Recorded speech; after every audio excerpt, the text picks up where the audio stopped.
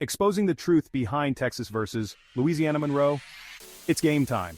The Longhorns are gearing up for an epic showdown against Louisiana-Monroe, with Arch Manning making his highly anticipated debut as starting quarterback.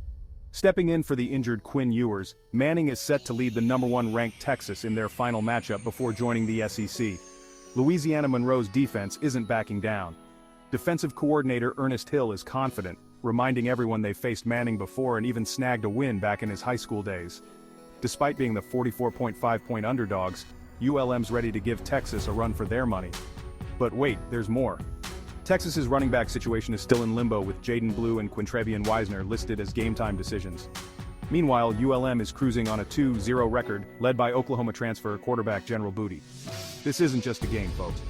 It's a prelude to Texas's SEC debut and a stage for Arch Manning to show the world what he's got. Tune in tonight at 7 p.m. on ESPN+/SEC Network Plus.